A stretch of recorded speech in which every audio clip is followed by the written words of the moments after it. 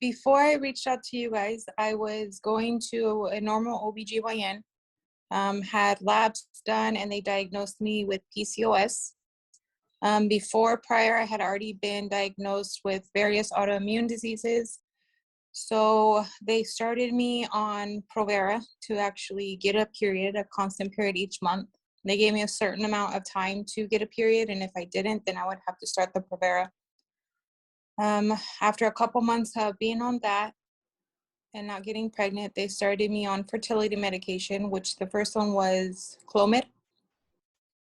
We started at 50 milligrams and I didn't get pregnant. Then they upped me to 100 milligrams and I ended up getting pregnant, which caused me to have an ectopic pregnancy, which was my first ectopic. I went in and wasn't sure why I was having so much pain. So they did pregnancy tests and everything, and they figured out it was an ectopic and gave me methotrexate, and it resolved on its own. Again, after one full cycle of Provera again and getting my period, they started me again on Clomid after doing an ultrasound, and it was 150 milligrams, and I didn't get pregnant then. So they tried letrozole. The first round of letrozole, I did get pregnant. My levels started rising, and then my levels started dropping right away. So they weren't sure if it was another ectopic. They didn't have time to check, but I did have some pain with that pregnancy as well. So they just ruled it as a miscarriage, possible ectopic. After another cycle of being on Provera, because I didn't get a period on my own after that, they put me on letrozole and Clomid combined, the highest dose of letrozole and the highest dose of Clomid. I did have really high progesterone levels when they did my labs, so the doctor thought I was pregnant and did a pregnancy test, and it did come back positive. They never found the embryo. They couldn't see it anywhere. They did multiple ultrasounds. My levels were rising quite a bit. So they ruled it as an unfound ectopic and treated me with a high dose of, I forget what it's called. They gave me an injection at the ER because they were going to take me in for surgery. And my husband said, no, you can treat her with the injection. If that doesn't work, then you can bring her in for surgery. But he wasn't going to let me go in and just have them explore, because that's what they wanted to do, was explore and figure out what was going on. So that did work. So after all of this, I decided to contact you guys. I was over trying the fertility medication because their next step was to go in and block my left tube that was blocked and try to perk up my right ovary, which they said was lazy and wasn't ovulating.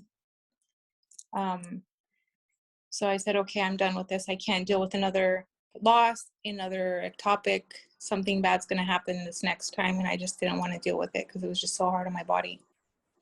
So after speaking with you and Marc Sklar, I decided, you know, even if it costs money, it's worth it in the end, you know, to have a healthy pregnancy, because, you know, eventually I could have a rupture and I could even pass not knowing. If I wasn't so in tune to my body, something bad could have happened. So I did the labs you guys wanted me to do, and Marc put me on, and you put me on the supplements. And I was very grateful because it actually helped with a lot of other things, as well as my migraines that I was suffering from. And it got me more into wanting to take care of my body even better. So I was hiking, doing acupuncture, doing the vaginal steaming. So that really helped a lot. And I'd say my last ectopic was in December, and I was pregnant. My pregnancy test was March 3rd. So it only took maybe 1 to 2 cycles of actually sticking to the program how it was.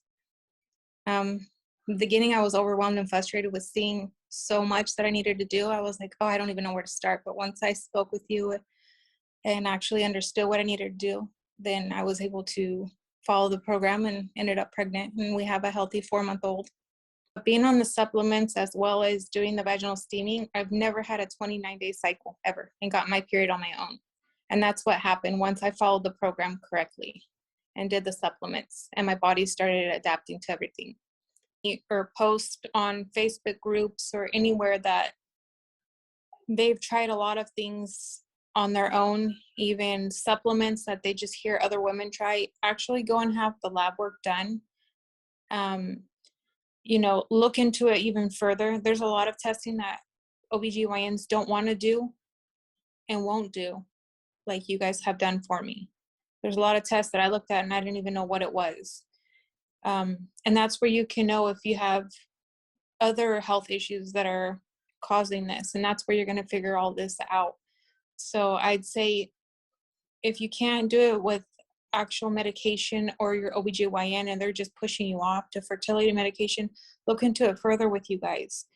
Have the labs done. Take the time to actually invest in lifestyle change, because there's something underneath and further down in your body that's causing this.